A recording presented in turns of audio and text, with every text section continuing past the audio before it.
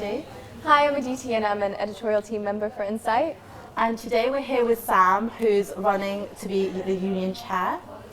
Hi Sam. Hi, thank you for having me. Thank you for being How are here. you? How's your campaigning going? Not too bad, it's got off to a really strong start actually. So Yeah. I'm quite proud, it's going really well. Got lots of friends backing me up, so it's great. That's good. Great. Great. So for our first question, we just want to ask you, perhaps the most important role of the union chair has is setting the agenda for exec meetings and leading the conversation union officers have. So what will be important to your agenda for next year? Well, I think generally most things get onto the agenda. So when students bring motions forward, generally they're brought onto the agenda. I don't think I've spoken to Zainab, none have been turned down this year. I certainly don't see myself turning down anything next year. Obviously the vice presidents and presidents often bring stuff forward as well as motions. So I don't have anything specifically on my agenda to bring to exec. The union chair is meant to be impartial and facilitate impartial debate at exec. And so I don't have anything on my agenda to bring to exec. I have other things on my agenda to do. So yeah, that's what I see coming to exec next year. Most things that the students want and most things that the vice presidents and president want. Okay. So another perhaps big role is as union chair that you have to do is hold the sabbatical officers to account. And how do you think you'll manage the other sabbatical officers? Well, so the sabbatical officers, so the vice presidents report to the president, and then I technically will liaise with the president to hold all of them accountable. However, I think holding some dialogue between all of the officers is a good thing, making sure they're working on their manifesto points, seeing how it's going, seeing if there's any way I can help them. I've also got down under accountability on my manifesto review panels. I think those are an absolute pillar of accountability. What we're going to see with that is we're going to bring the zone and the vice presidents onto a panel twice a year, once a semester, and open up to questions from an audience. So it'll be an open meeting, and what that will mean is that students can come along and ask about stuff that really matters to them. They can ask, what are you doing on accommodation? Why has the price of beer gone up? Whatever it might be, students can come forward and ask that. Now I'll chair those panels along with maybe a course rep and a president from a society or a signatory from a society. We'll open up with some set questions and then we'll pass it out to the audience. Okay. So it does involve a lot of work, being Absolutely. union chair, although it is a part-time role. Do you think that any of the other activities or any other commitments that you have will get in the way of you fulfilling that role? Or? Absolutely not, because I'm ending those activities this year. So I'm currently president of STEMSOC, I'm currently a course rep, I've done that for 4 years, and I'm now going to stop those to become the union chair.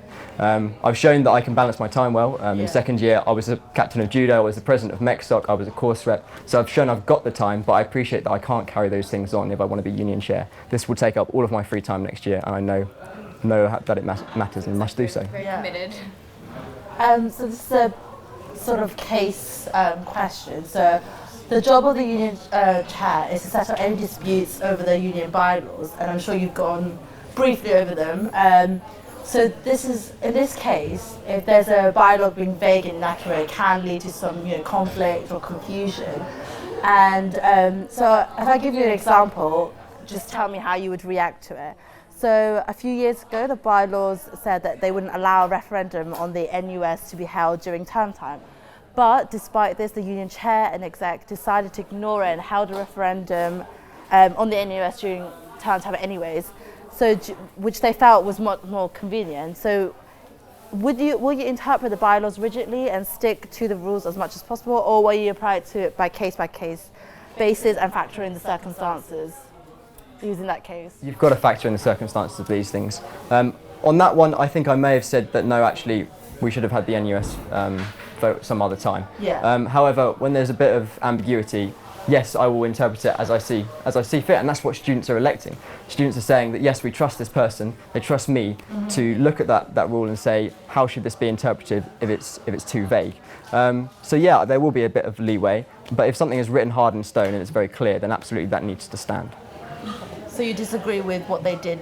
Yeah, I think maybe it wasn't the wisest choice. I think if we have rules, we need to stick to them. We set them for a reason. But if they are ambiguous, then we do need to interpret them in the right way. That's fair enough. Okay, so just to give you another scenario, a few years ago, a group of students needed funding to go on a protest march in London.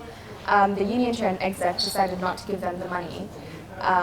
The next exec meeting, those students turned up en masse in protest to the decision. Exec then performed a U-turn and gave them the funding they originally asked for. In that situation, would you assert yourself and do what you believe is right, or would you listen to the students and give them what they want?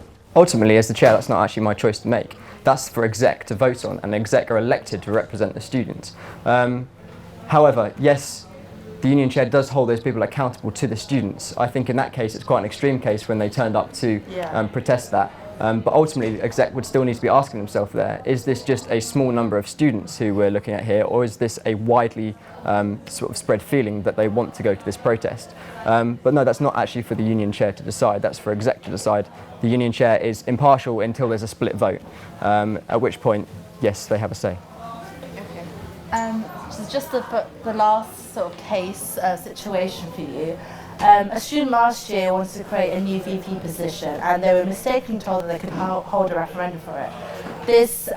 So they were told that they could, if they get the required number of signatures, they could hold it, but this was the wrong information, and so the exec had to discuss this, and the union chair had to make a difficult decision whether to hold the referendum and the outcome to be meaningless if the new VP position was approved, or tell the student that they couldn't hold the referendum despite them getting hope that they could in the first place. So in this situation, what would your judgment be? It was the same as what was judged at the time. So this was Zainab that made this decision, and she said no to the referendum, and it was the right decision. At the end of the day, the rules are very clear there. There was no ambiguity, and there's no point in fake politics. There's no point in us going out and saying let's have a referendum on this when we can't actually act on the answer of the referendum because we're not allowed to, because the bylaws don't allow us to. So no, the right decision was made that. I would have made the same decision that says no, actually we can't have a referendum on that. That needs to go back to the annual members meeting, which was where it was previously discussed. So what happened there was the annual members meeting before that exec meeting had said no, we don't want a vice president, new vice president, and then there was a suggested referendum. But the annual members meeting is sort of the highest power within the union. And so that was the deciding factor, and exec couldn't change that, and so they didn't, and Zainab was right to uphold that bylaw. But do you not think that perhaps, well, first of all, he should have never got the wrong information anyway, so Absolutely. whoever was responsible should be held accountable, but do you not think if he got enough signatures for it, there was recognition that perhaps it is something that is wanted by not just one student, by a number of students, and even if the referendum perhaps didn't create the VP position automatically, it would, bring it up in discussion. It would show that the students are interested in this VP position. So do you not think that perhaps something could have been done more than to just dismiss it? Ultimately, because that had been discussed in the annual members meeting, which has a lot of people attending, and that they are the deciding factor, I think that had already been represented. We'd already seen what the population at large already thought of that. So it's very well saying we've got this slightly smaller faction of students who think this. That's absolutely fine. We have minorities of opinion, and that's absolutely fine, and we need to represent those people.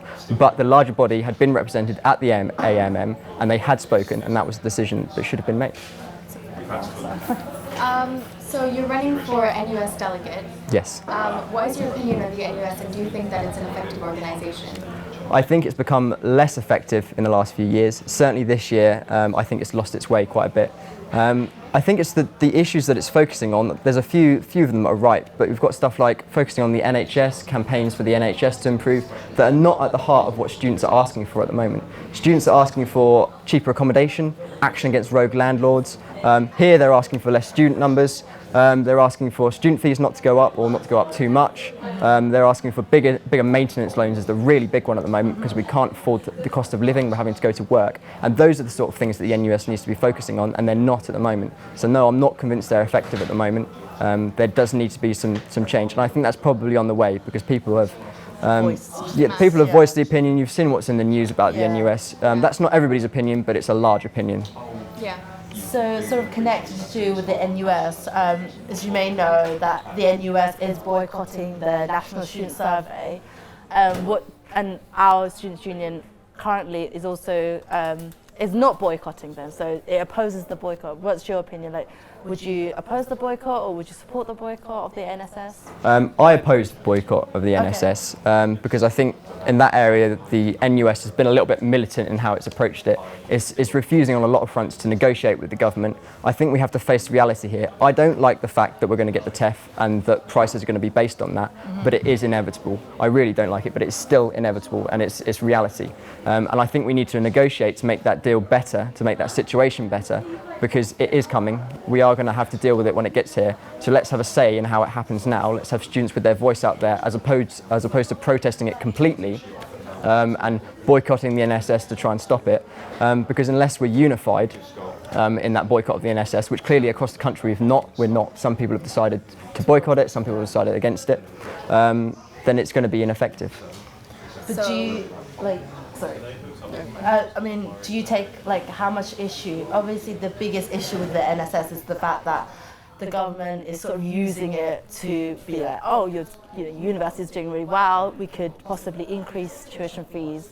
So, do you think, I know it's a big ask, but what do you think could be done about that? Because that is perhaps the main reason that a lot of student unions are boycotting it all over the country. Yeah. Firstly, they are boycotting the NSS, but their problem is with the TEF, which will come in soon, which is a slightly different setup. As far as what we can do about it, we can get student representatives into the new office for students in London. I forget its exact title, but it's the one led by Joe Johnson. I know actually the NUS has been very good at getting a student put onto that committee because initially it wasn't. So we can get to the table, but we need to start with the NUS actually coming to the table with the government as opposed to on some occasions refusing to talk to them. Yeah. So we need to start negotiations now and we need to all get behind those negotiations rather than being split between demos and negotiations. So we have one final question, and that is that some of your manifesto pledges are very similar to that of your opponent. What do you think gives you an edge over her? I think Sarah is very focused on getting people to exec.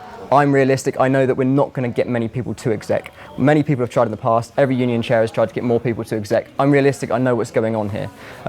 We're going out to work because prices have roared up in housing. We're having to work. We've got less time. We've got sports to do. Some of us are star athletes. Some of us are really involved in our hobbies. We have not got the time every 2 weeks for an hour and a half to go to exec. So what we need is 60-second updates. That's not on Sarah's manifesto. That's just on mine. So that's where we share some difference. I think the union needs to go to the students because the students cannot go to the union. Okay. And one last question. Final. What do you think are your biggest weaknesses and strengths? I think my biggest strength is throwing myself into everything. You can see how my campaign's gone. It's all across campus. I'm really strong on that. Yeah, I guess my biggest weakness is getting a little bit caught up in having everything just right. It's a sort of cliche. It's a cliche answer, isn't it? Oh, I'm such a perfectionist. But I do like to get really involved in things, and sometimes that takes up a lot of my time. Yeah. I have to be realistic about how much time. Your extracurricular activities. Yeah, I have to be realistic about how much time I'm going to have next year, and I've tried to balance that. So maybe I stretch myself sometimes, get a bit stressed about it, but I always get it done. Thank you so much for your time. Thank you for having me. Yeah, you gave really good answers. So if you'd like to see the other interview with the candidate for union chair and the other candidates for president, then please click the links and to the videos in the description box. Please subscribe to StagTV and follow our page on Facebook, the Polsoc Society page and the Incite page. Thank you. Thank you again. Thanks, Sam.